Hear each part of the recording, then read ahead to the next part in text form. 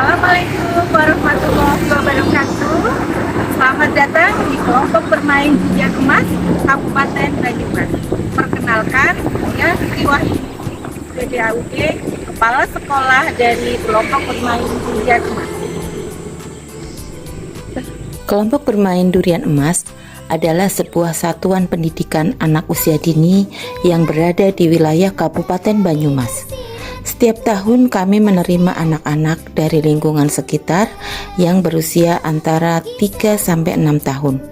Para ahli menyebut masa ini dengan istilah Golden Age. Dalam kurikulum Merdeka, jenjang PAUD disebut dengan fase pondasi.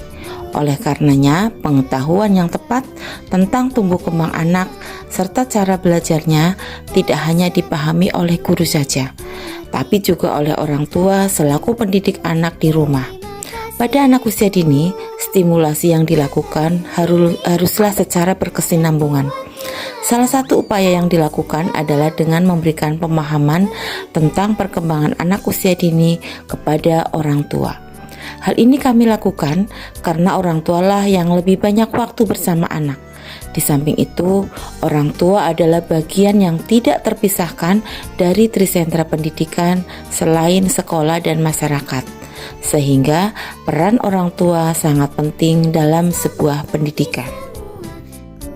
Yang menjadi tantangan bagi kami adalah pemahaman sebagian besar orang tua yang menganggap bahwa tujuan mereka menyekolahkan anak di PAUD hanya agar anak bisa calistung atau baca, tulis, dan hitung, serta menganggap bahwa bermain bukan sebuah aktivitas belajar.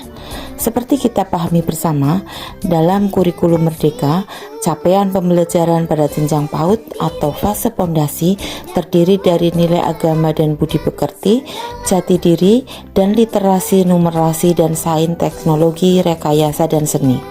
Intisari kegiatan pembelajaran adalah bermain bermakna sebagai perwujudan merdeka belajar, merdeka bermain. Hal lain yang penting diberikan kepada anak yaitu kompetensi pembelajaran abad 21, yaitu kemampuan berpikir kritis, kreatif, bekerja sama, dan kemampuan berkomunikasi. Semua hal ini bisa dilakukan dalam kegiatan bermain. Hal inilah yang mendorong kami terus berupaya mencari strategi bagaimana memberikan pemahaman yang tepat kepada orang tua.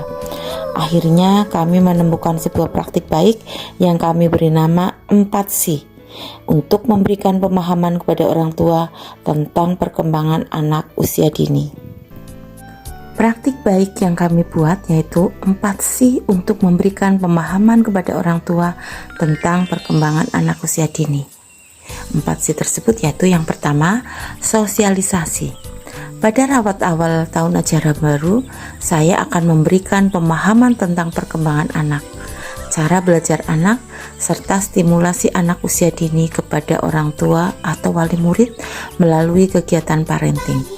Alat bahan yang kami gunakan adalah materi, proyektor, berbagai video tentang tumbuh kembang anak.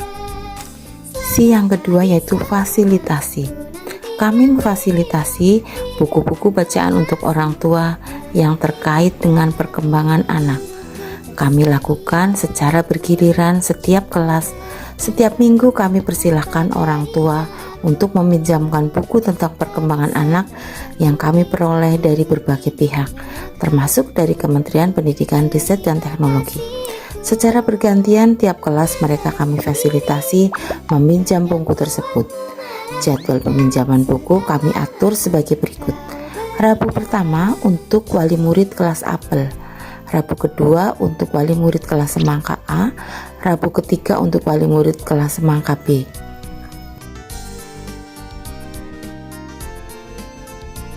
Yang ketiga yaitu konsultasi. Kami membuka ruang konsultasi untuk orang tua yang ingin berkonsultasi tentang perkembangan anaknya.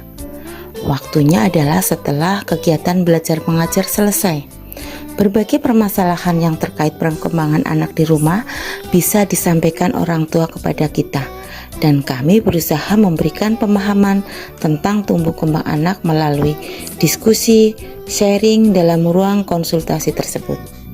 Yang keempat yaitu kolaborasi. Kami juga berkolaborasi dengan melibatkan orang tua dalam berbagai kegiatan yang menguatkan pemahaman orang tua akan perkembangan dan stimulasi anak. Misalnya, kegiatan orang tua menjadi narasumber di sekolah, kegiatan cooking day, market day, amalia Ramadan, dan sebagainya. Dari hasil aksi nyata yang kami buat, kami melihat hasilnya yaitu yang pertama, orang tua semakin paham tentang tahapan dan aspek perkembangan anak yang harus terstimulasi dengan baik. Kemudian yang kedua, orang tua tidak lagi menuntut anaknya untuk bisa calistung secara instan. Yang ketiga, orang tua memahami bahwa cara belajar anak usia dini adalah dengan bermain. Kemudian yang keempat, orang tua ikut menstimulasi anak di rumah dengan menggunakan bahan dan alat yang ada di rumah dan di lingkungan sekitar. Yang kelima, orang tua antusias saat diajak kolaborasi dalam berbagai kegiatan di PAUD. Yang keenam, anak belajar dan bermain dengan suasana yang gembira dan penuh makna, serta perkembangan anak menjadi lebih optimal.